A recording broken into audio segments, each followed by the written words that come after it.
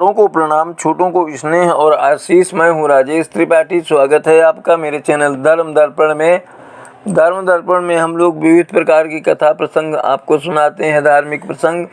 आज के वीडियो का शीर्षक है, विष्णु ने कैसे सिद्ध किया, कौन है उनका सबसे बड़ा भक्त। एक बार देवर्ष नारद के मन में यह अभिमान पैदा हो गया कि वे ही भगवान विष्णु के सबसे बड़े भक्त हैं। वे सोचने लगे, मैं रात दिन भगवान विष्णु का गुणगान करता हूँ, फिर इस संसार में मुझसे बड़ा उनका भक्त और कौन हो सकता है। किंतु पता नहीं विष्णु मुझे ऐसा समझते हैं कि नहीं। यह विचार कर नारद भगवान विष्णु के पास क्षीर सागर में पहुँचे और उन्हें प्रणाम किया। विष्णु जी बोले, आओ नारद, कहो कैसे आना हुआ। नारद बोले, भगवान मैं आपसे एक बात पूछने आया हूँ। भगवान विष्णु बोले, मैं तुम्हारे मन की बात जानता हूँ नारद, फिर भी तुम्हारे मुंह से सुनना चाहता हूँ। नारद ने कहा, हे देव, मैं जीवन भर आपका गुणगान करता रहा हूँ, पल पल हर क्षण मुझे बस आपका ही ध्यान रहता है। आप मुझे ये बताइए कि क्या मुझसे भी बड़ा आपका कोई अन्य भक्त है संसार में। भगवान विष्णु समझ तो पहले ही गए थे कि नारद को अपनी भक्ति पर अभिमान हो गया है, किंतु अपने मन की बात छुपाकर वे बोले, नारद, इस प्रश्न के लिए तो तुम्हें मेरे साथ मृत्युलोक चलना पड़ेगा। नारद बोले, ठीक है भगवान, मैं मृत्युलोक चलने के लिए तैयार हूँ। भगवान विष्णु नारद को लेकर मृत्युलोक चल पड़े। धरती पर पहुंचकर दोनों ने किसान का वेश धारण किया और एक गांव के किनारे बनी एक झोपड़ी की ओर चल पड़े। विष्णु बोले, नारद, मेरा एक बहुत बड़ा भक्त यहाँ इस कुटिया में रहता है। आश्चर्य है, क्या मुझसे बढ़कर भी किसी की भक्ति हो सकती है। नारद के मुख से निकला, क्या वो भी मेरी तरह आपका ध्यान लगाए रहता है। तो आओ स्वयं ही जान लोगे, विष्णु ने कहा और उस कुटिया की ओर बढ़ गए। किसान उस समय कुटिया के बाहर अपनी गाय को बांध रहा था। उसके मुख से हरि हरि गोविंद का स्वर निकल रहा था। किसान वेशधारी विष्णु ने उसके निकट जाकर नारायण नारायण कहा तो किसान ने विनीत स्वर में पूछा, आप कहाँ से आए हैं महाशय, मेरे लिए कोई सेवा हो तो निसंकोच बताइए। किसान वेशधारी भगवान विष्णु ने कहा, हम नगर जा रहे हैं पर अंधेरा घिरने लगा है, वन में जंगली पशुओं का डर है, इसलिए रात भर का आश्रय चाहते हैं आपसे। किसान ने प्रसन्न भाव से कहा, मेरी कुटिया में आपका स्वागत है महाशय, और जो रूखा सूखा घर में है आपके लिए हाजिर है। भगवान ने मुझे आप लोगों की सेवा करने का अवसर दिया है, बड़ी कृपा हुई उनकी।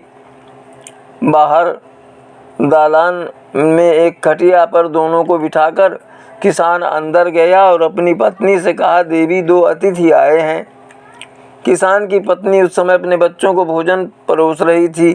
धीरे से आटे का बर्तन दिखाती हुई बोली, घर में इतना सा ही आटा है और ये बच्चे और भोजन मांग रहे हैं।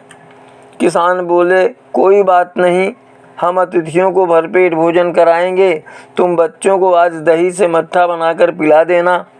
नारद और भगवान विष्णु ने उन दोनों का सारा वार्तालाप सुना, फिर भी परीक्षा के लिए भोजन की थाली पर बैठ गए। उन दोनों ने जब भरपेट भोजन कर चुके तो नारद सोचने लगे, ये सीधा साधा गृहस्थ भगवान का सबसे बड़ा भक्त कैसे हो सकता है। उधर विष्णु ने किसान से और भोजन लाने की मांग कर दी। बोले, मेरा पेट अभी नहीं भरा, क्या और भोजन मिलेगा। किसान रसोई घर में गया और जाकर पत्नी से पूछा, कुछ और भोजन बचा है क्या। पत्नी बोली, बच्चों के लिए मट्ठा बनाया है, बस वही शेष है। विष्णु और नारद वो भी पी गए। किसान और उसके परिवार को भूखे ही रहना पड़ा। भूखे बच्चे माँ का आंचल थाम कह उठे, माँ, नींद नहीं आ रही है, मुझे बड़े जोर की भूख लगी है। पिताजी ने उन अतिथियों को मट्ठा भी पिला दिया। क्यों पिला दिया। किसान ने बच्चे के सर पर हाथ फेरते हुए कहा, अतिथि को भोजन कराना स्वयं विष्णु भगवान को भोग लगाने के समान है बेटा। बाहर दालान में दोनों अतिथि अलग अलग बिस्तरों पर लेटे हुए थे। भगवान विष्णु ने कहा, तुमने सुना नारद, किसान और उसके परिवार को भोजन नहीं मिला। फिर भी वो मेरे गुण गा रहे हैं। यह तो कुछ भी नहीं है, मैंने तो कई दिनों तक भूखे रहकर आपका स्मरण किया है। नारद बोले। अगले दिन सुबह उन्होंने देखा किसान भगवान विष्णु की मूर्ति के सामने कह रहा था, गोविंद हरि हरि, तुम सदा मेरे मन में बसे रहो, बस मुझे कुछ और नहीं चाहिए। फिर दोनों अतिथियों से बोला, हरि की बड़ी कृपा है, वही जग का रखवाला है। प्रभु की दया से रात को कोई कष्ट तो नहीं हुआ। जब तक आपका मन चाहे, जी चाहे, तब तक आप दोनों यहाँ रहें, मैं खेत पर जा रहा हूँ। किसान वेशधारी श्री हरि बोले, हम भी तुम्हारे साथ चलेंगे, यदि तुम्हें कोई आपत्ति ना हो तो। नारद और विष्णु भगवान किसान के साथ उसके खेत पर चले गए। किसान बोला, यही है अपना खेत, अब मैं अपना काम करूँगा, गोविंद हरि हरि। नारद बोले, तुम तो सत्पुरुष हो, भगवान के बड़े भक्त हो, हर घड़ी उनका नाम लेते रहते हो। किसान बोला, अरे कहाँ, काम से जब भी थोड़ा बहुत समय मिलता है तभी उनका नाम लेता हूँ। नारद ने पूछा, कब कब मिलता है समय? किसान बोला, सुबह उठता हूँ तब, रात को सोता हूँ तब, और दिन में जब भी काम से समय मिल जाए। ओ समझा, नारद के मुँह से निकला।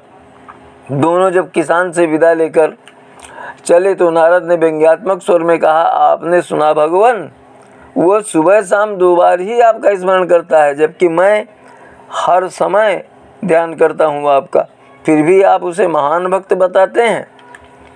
नारद की बात सुनकर श्री हरि चुप रहे, किंतु मन ही मन उन्होंने कहा, कारण भी जान जाओगे नारद।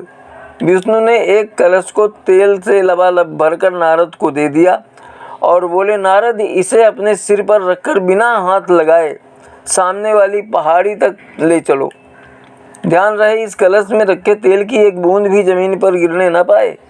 नारद बोले, यह कार्य सहज तो नहीं है। यह कहकर नारद ने कलश सिर पर रख लिया और पहाड़ी की ओर चल दिए। नारद पहाड़ी तक गए और लौट आए। विष्णु बोले, लौट आए नारद, ठीक है, अब ये बताओ कि इतनी दूर जाने और आने से तुमने कितने बार मेरा नाम स्मरण किया है? नारद बोले, एक बार भी नहीं भगवान। करता भी कैसे? मेरा सारा ध्यान तो तेल और कलश की तरफ लगा हुआ था। श्री हरि बोले, तब तुम ही सोचो। वो किसान दिन भर कठिन परिश्रम करता है, फिर भी 2-4 बार मेरा स्मरण करता है और तुम एक बार भी मेरा स्मरण नहीं कर पाए। विष्णु की बात सुनकर नारद के अंतर चक्षु खुल गए। वह श्री हरि के चरणों में गिरकर बोले, मान गया प्रभु, जो संसार के झंझटों में रहकर भी आपका स्मरण करते हैं वे ही सबसे बड़े भक्त हैं। तो ये प्रसंग था आज नारद और विष्णु जी का, जो विष्णु जी ने सिद्ध कर दिया कि उनका सबसे बड़ा भक्त कौन है। इसी तरह के अन्य धार्मिक कथा प्रसंगों के साथ हम अगले वीडियो में आपसे मिलेंगे। तब तक के लिए आप सपरिवार स्वस्थ, सुरक्षित और सानंद रहें, यही हमारी कामना और प्रभु से प्रार्थना है। धर्म दर्पण का इसी तरह समर्थन करते रहिए, इसके वीडियो लाइक करते रहिए, अपने बंधुओं में शेयर करते रहिए और हमारे चैनल धर्म दर्पण को सब्सक्राइब भी करते चलिए। आज यहीं तक, मिलते हैं अगले किसी वीडियो में। तब तक के लिए प्रणाम, नमस्कार।